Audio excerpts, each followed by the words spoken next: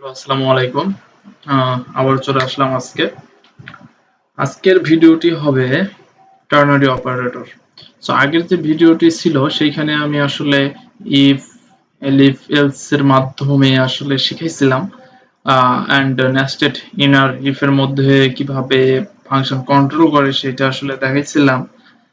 তো আজকে আমরা শিখবো হচ্ছে টার্নারি অপারেটর। সো এটা আসলে কিভাবে কাজ করবে।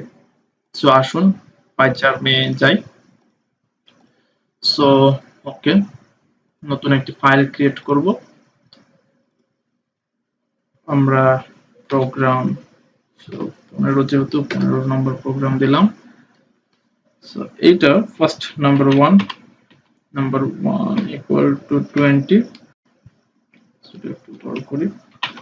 Number two equal to 30। So আমরা আগের বারে যেটা করেছিলাম আমরা সেটাই করতেছি যে এই দুইটার মধ্যে আমরা বড় সংখ্যাটি কিভাবে পাবো। অনেকেই কোডটি জানেন, দেখেছেন। প্রিন্ট করব আমরা কোনটা, নাম্বার 1,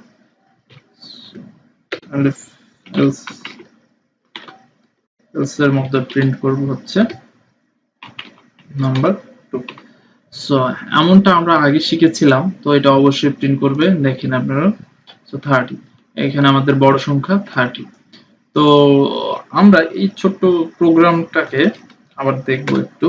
আর এটাকে বলা হয় টার্নারি অপারেটরের মাধ্যমে আর কি, টার্নারি অপারেটরের মাধ্যমে আর কি। সো টার্নারি অপারেটর আসলে 3 বোঝায়। সো আমরা 3 স্টেপে এটাকে সলভ করতে পারবো। So number 1, if number 1 greater than number 2, else হচ্ছে আমার নাম্বার 2। সো এটাকে আমরা কি করব, প্রিন্ট করতে পারি এখান থেকে ডিরেক্ট।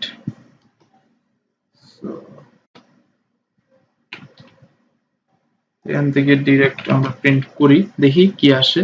তো আমরা এটাকে আসলে রাখবো হচ্ছে, সো দেখুন আমাদের এখানে এটার মাধ্যমে 30 প্রিন্ট করতেছে।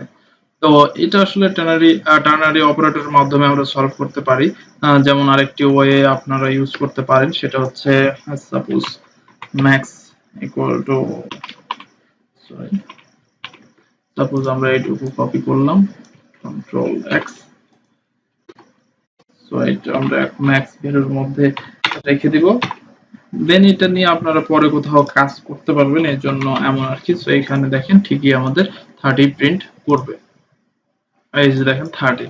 সো টার্নারি অপারেটর আসলে আমাদের অনেক ইজি করে দিচ্ছে কাজটাকে। যেমন এত কিছু লিখতে হচ্ছে না, একটি সেন্টেন্সের মধ্যে আমরা আসলে পেয়ে যাচ্ছি ম্যাক্স ভ্যালুটি 3টি ভ্যালুর মধ্যে। টার্নারি মানে হচ্ছে 3, সো আমাদের 3 স্টেপে এই অপারেশনটি করতে হবে। তো এই অপারেটর অনেক ইজি করে দেয় আর কি, টার্নারি অপারেটর। সো এইটুকুই আর কি। So thank you.